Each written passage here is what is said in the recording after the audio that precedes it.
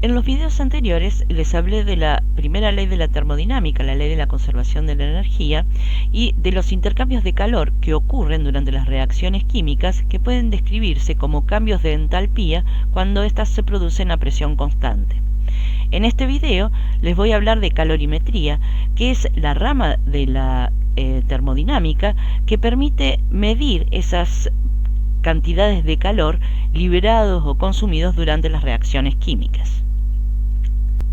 Pero veamos primero un concepto que es el de capacidad calorífica, que es la cantidad de calor que tenemos que darle a una sustancia o a un objeto para que aumente su temperatura en 1 grado centígrado.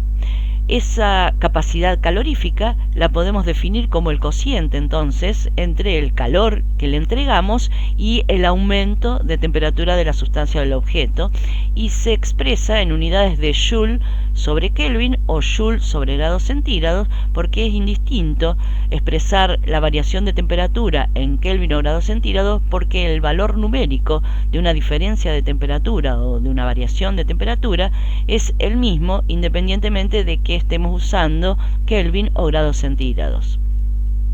Cuanto mayor sea la capacidad calorífica de una sustancia, mayor será la cantidad de calor necesario para modificar su temperatura. Así, por ejemplo, si comparamos el agua con el agua tiene una capacidad calorífica muy superior a la del hierro, unas 10 veces mayor a la del hierro. Quiere decir que si le damos a ambos una determinada cantidad de calor, el agua va a aumentar su temperatura mucho menos que lo hará el hierro. Y eso se ve manifestado, por ejemplo, en la capacidad que tenemos como para forjar el hierro. Debido a su baja capacidad calorífica, puede aumentar mucho su temperatura, lo podemos poner al rojo y lo podemos forjar. En cambio, hay que darle grandes cantidades de calor al agua para que pueda aumentar un poco su temperatura. Otra forma de expresar la capacidad calorífica de una sustancia es a través del calor específico o capacidad calorífica específica, que es la capacidad calorífica por gramo de sustancia. Es decir, que será la cantidad de calor que le tengamos que entregar a 1 gramo de una sustancia para que aumente 1 grado su temperatura. Entonces definimos al calor específico como el cociente entre la cantidad de calor que le entregamos a la sustancia, la masa de la sustancia y el aumento de temperatura de esa sustancia. Las unidades que se utilizan para el calor específico entonces son Joule sobre gramos sobre Kelvin o grados centígrados. Cuando se conoce el calor específico de una sustancia, entonces se puede calcular la cantidad de calor que la sustancia ha ganado o perdido, conociendo la masa de esa sustancia y pudiendo medir la temperatura final a la que alcanza y la temperatura a la que estaba inicialmente. O sea que la cantidad de calor que le estamos dando a esa sustancia o que está liberando esa sustancia, si es una sustancia que estaba caliente y que está liberando calor, se puede calcular como el calor específico, que es un valor tabulado.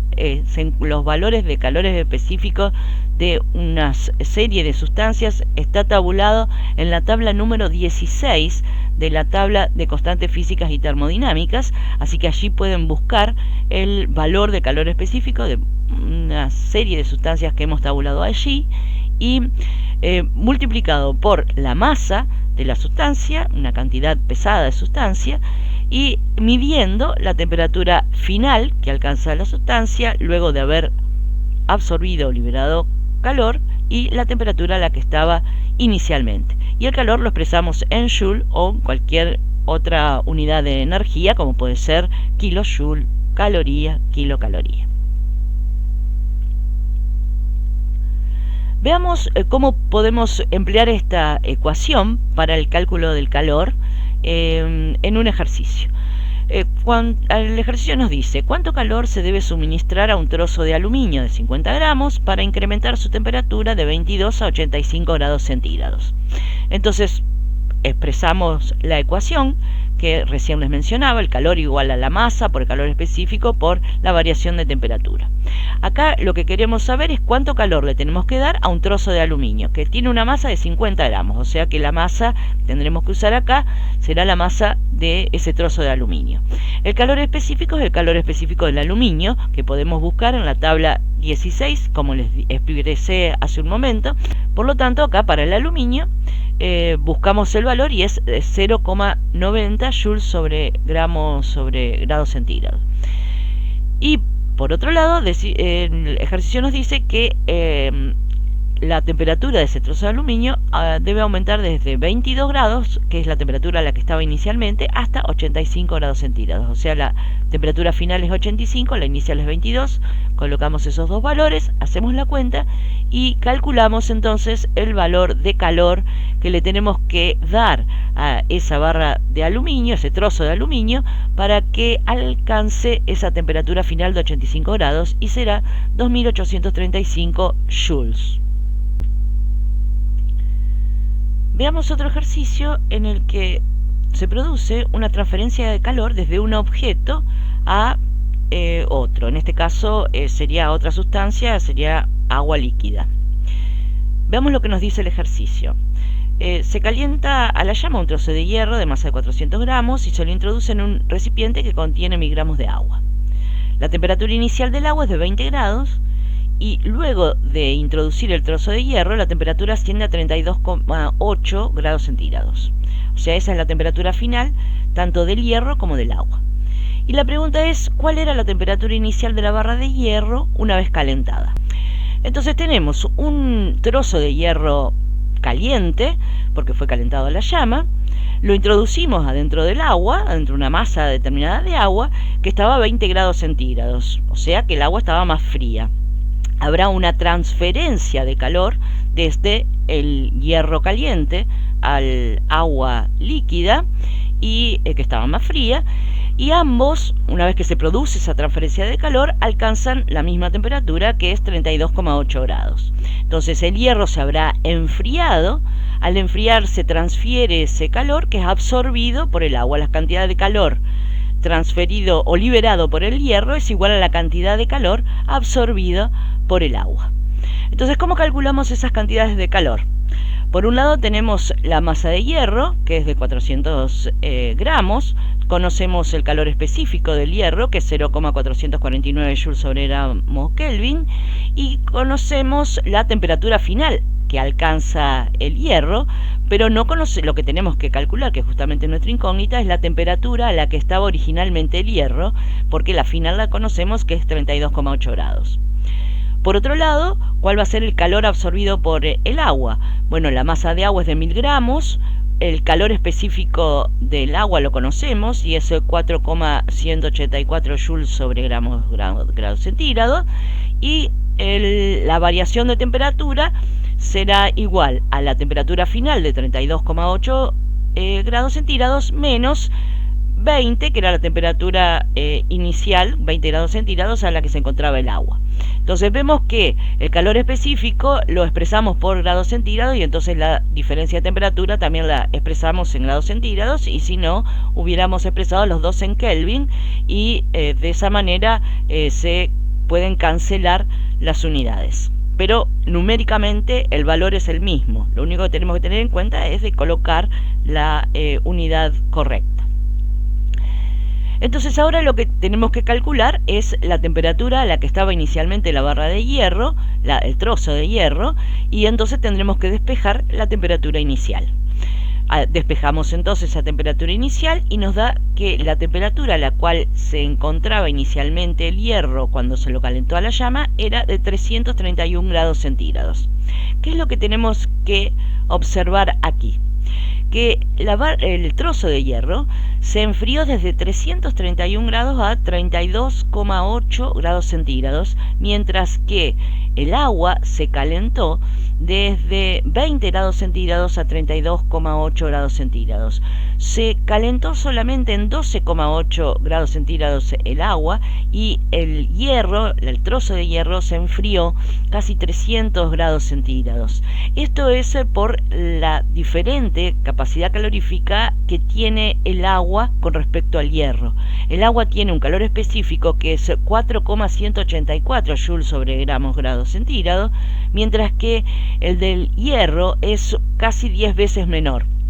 Eso hace que, habiendo transferido la misma cantidad de calor desde el hierro al agua, la variación de temperatura experimentada por el agua, el aumento de temperatura experimentado por el agua, haya sido mucho menor que la disminución de temperatura experimentada por el hierro. El hierro disminuyó su temperatura casi 300 grados, mientras que el agua aumentó su temperatura solo en 12,8 grados.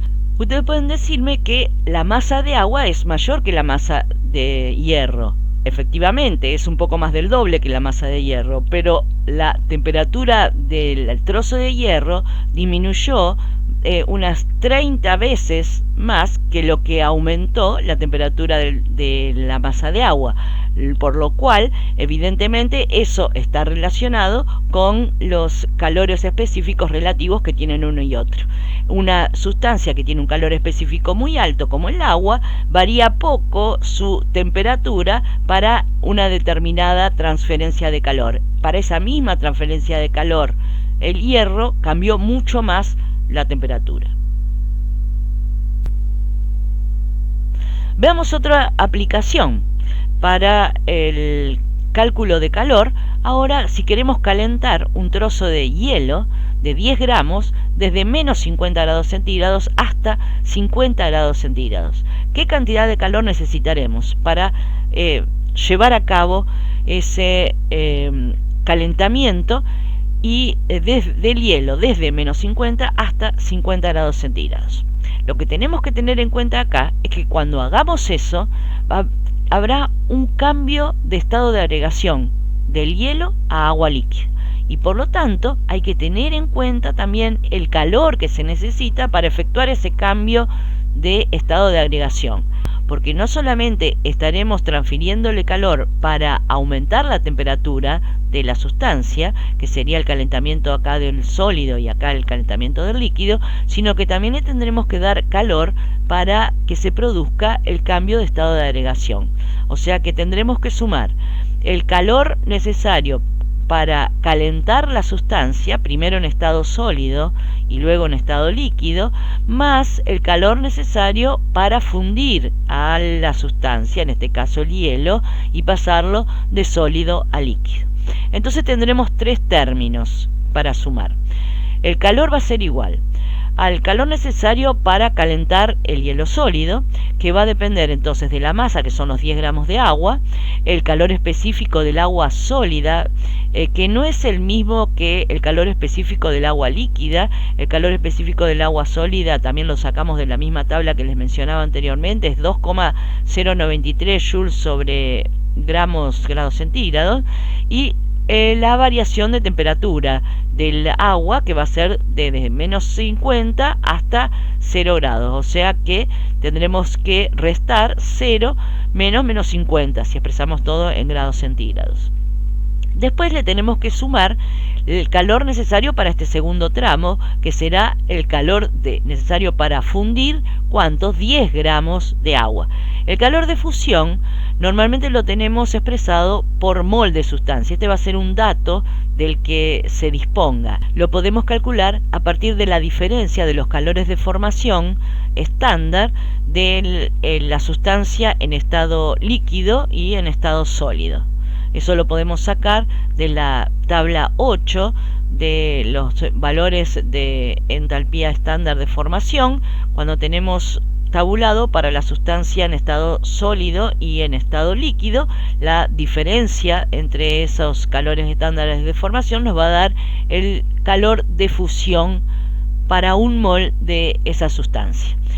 Con el dato del calor de fusión estándar, y como lo que estamos queriendo fundir es 10 gramos de agua, entonces tendremos que multiplicar por la masa de agua y dividirlo por la masa molar, porque estos serían los moles de agua que estamos fundiendo. Como el calor es de fusión está expresado por mol, entonces tenemos que multiplicar por el número de moles para que nos quede todo expresado directamente en joules. Y en el tercer término lo que tenemos que hacer es calentar el agua líquida hasta los 50 grados centígrados. Entonces serán los 10 gramos de agua por el calor específico ahora sí del agua líquida, que serán los 4,184 joules sobre grados centígrados, y por la variación de temperatura desde 0 hasta 50 grados centígrados, o sea 50 menos 0 grados centígrados. O sea que sumamos tres términos. El primero, que será la cantidad de calor necesario para calentar el agua sólida desde menos 50 a 0 grados utilizando el calor específico del agua sólida del hielo. Un segundo término que corresponde al calor necesario para fundir los 10 gramos de agua. Como el calor de fusión está dado en joule por mol, entonces habrá que multiplicar por el número de moles, que es igual a la relación entre la masa de agua y su masa molar. Y un tercer término que corresponderá a la cantidad de calor que necesitamos para calentar los 10 gramos de agua desde 0 grados hasta 50 grados centígrados. Y en este caso utilizaremos el calor específico que corresponde al agua líquida. Es así que entonces calculamos el calor total que necesitaremos para llevar a cabo esta conversión de hielo a menos 50 grados hasta agua a 50 grados, y esa cantidad de calor es de 6,48 kilojoules.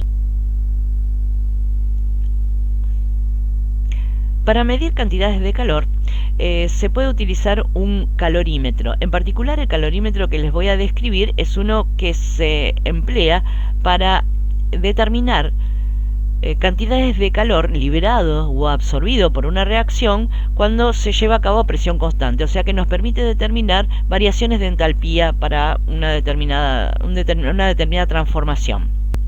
El calorímetro consiste de un recipiente que está construido con un material aislante térmico que impida pérdidas de calor, con una tapa, de modo que no haya intercambios con el exterior, con el ambiente, un termómetro para medir la temperatura inicial y final, y con un agitador para mantener homogénea la temperatura dentro del recipiente. En general se utiliza para determinar cantidades de calor cuando la reacción se lleva a cabo en medio líquido, o sea, en fase líquida, en solución.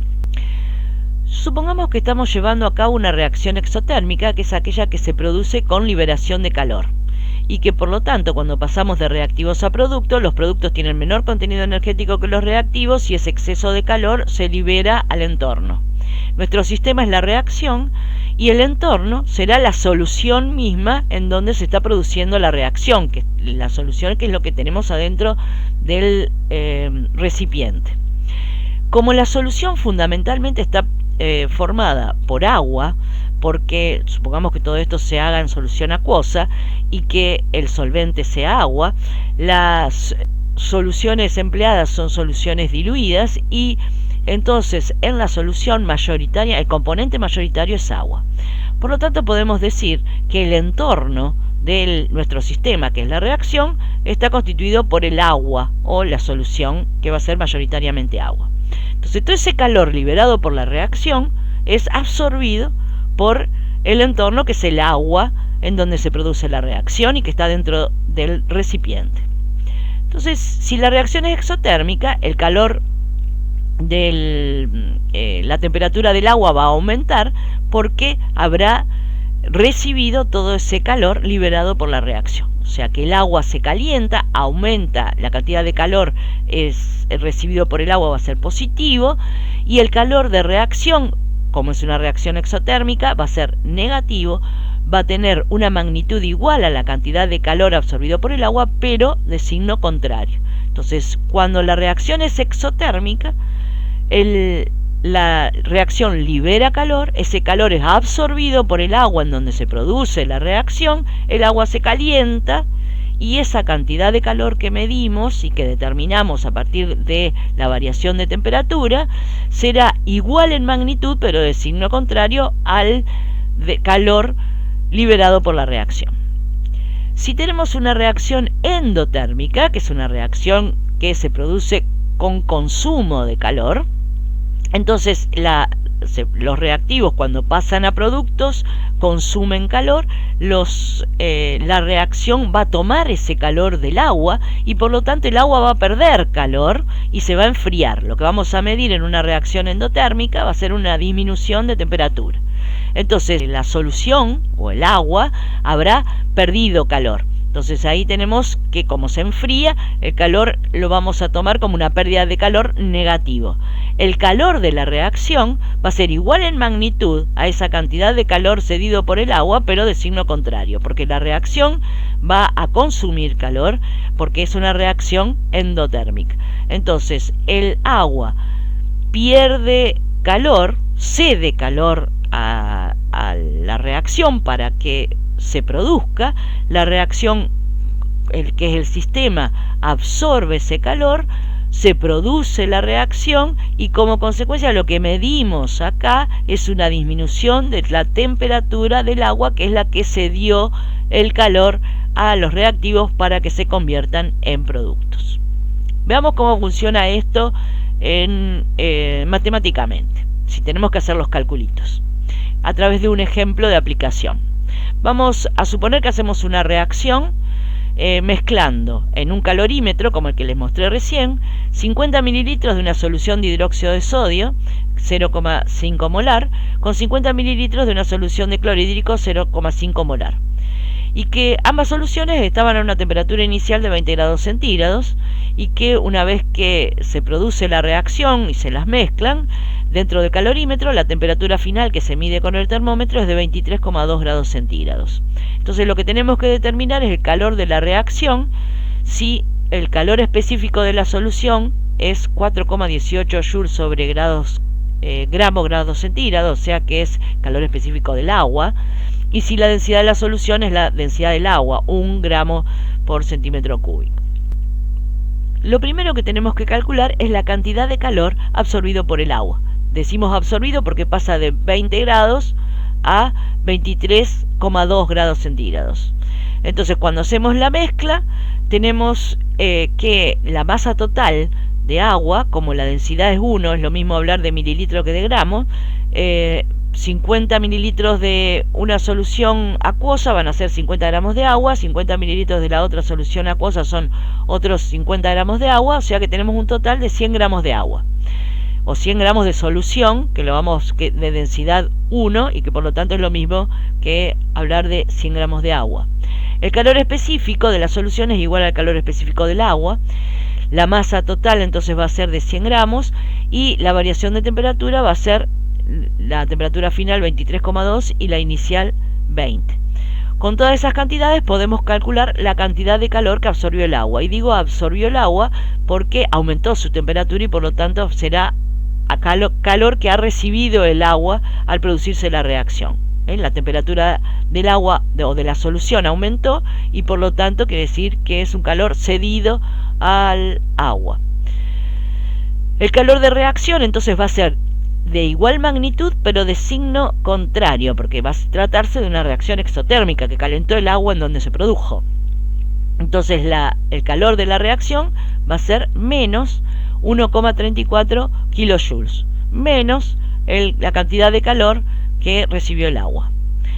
Ahora, esta cantidad de calor la producen los moles que nosotros mezclamos en el calorímetro. Si hacemos el calculito, vemos que hemos usado 0,025 moles de clorhídrico e igual cantidad de moles de hidróxido de sodio para formar 0,025 moles de cloruro de sodio, porque la reacción de neutralización que se produce es esta. El clorhídrico acuoso más el hidróxido de sodio acuoso produce cloruro de sodio y agua líquida. Entonces hemos producido 0,025 moles de cloruro de sodio al efectuar esta reacción. Si queremos saber cuánto es el calor de neutralización para la formación de 1 mol de cloruro de sodio, entonces lo que tenemos que hacer es dividir ese valor medido o determinado del calor de reacción, que es 1,34 kilojoules liberados por la reacción, sobre 0,025 moles, y así podemos determinar la cantidad de kilojoules que se liberan por cada mol de cloruro de sodio que se forma.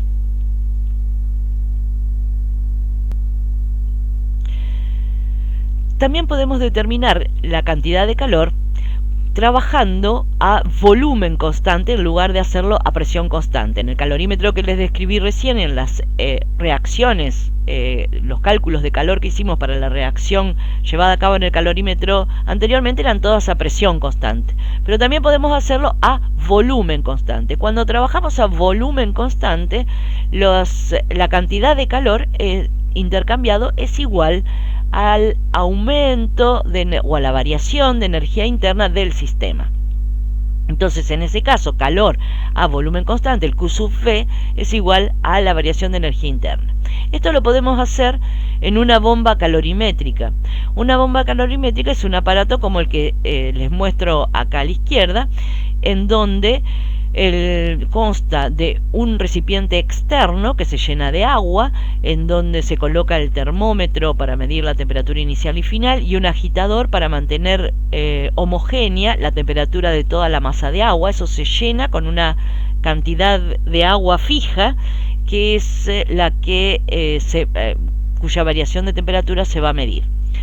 Dentro de ese recipiente y dentro del agua se coloca otro recipiente más pequeño, en donde se va a llevar a cabo la reacción. Ese recipiente tendrá que estar construido de un material que sea un muy buen conductor del calor, porque debe permitir que se transfiera el calor de la reacción al agua que se encuentra en el recipiente más externo. En general, la bomba calorimétrica se utiliza para determinar calores de combustión. Las combustiones liberan grandes cantidades de calor y además generan gases que aumentarán la presión dentro del recipiente. Por lo tanto, el material con el que esté construido este recipiente tendrá que ser un material resistente al aumento de presión, resistente a las grandes temperaturas que se generen, y además ser buen conductor de calor para transferir todo ese calor liberado al agua que lo circunda. Entonces, lo primero que se hace es determinar lo que se llama la constante del calorímetro, que es un valor que se obtiene utilizando la combustión de una sustancia cuyo calor de combustión se conoce. Entonces se coloca dentro del recipiente más pequeño donde se va a llevar a cabo la combustión una determinada masa de una sustancia cuya calor de combustión se conoce. Se llena el recipiente externo con el agua, con una determinada masa de agua, y se lleva a cabo la combustión y se mide la variación de temperatura entre la temperatura inicial y la temperatura final alcanzada por el agua cuando se produjo la combustión. Como el calor de combustión en ese caso se conoce porque es una sustancia cuyo calor de combustión es conocido, y se mide la variación de temperatura, se determina de esa manera la constante del calorímetro o la constante de la bomba calorimétrica. Una vez determinada la constante, se coloca entonces acá la muestra incógnita cuyo calor de combustión se quiere determinar, y entonces después se mide, cuando se combustiona esa sustancia, la variación de temperatura que se produce en el agua que la circunda. Entonces, como consecuencia del calor liberado por la reacción de combustión de la muestra incógnita, el agua circundante se va a calentar, ese calentamiento se va a traducir en un aumento de temperatura, y ese aumento de temperatura se va a medir con el termómetro que se encuentra sumergido en el agua del recipiente más externo.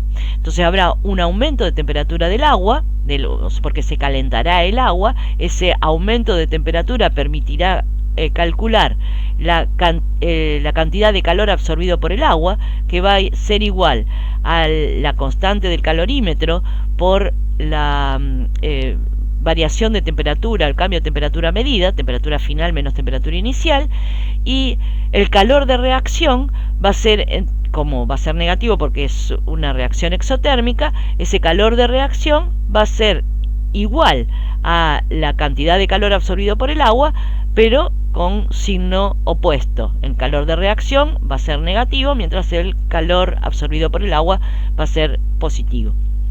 Entonces esa cantidad de calor va a ser la misma que la cantidad de calor absorbida por el agua que circunda al recipiente en donde se produce la combustión. En el próximo video les voy a hablar de la segunda ley de la termodinámica y de la entropía.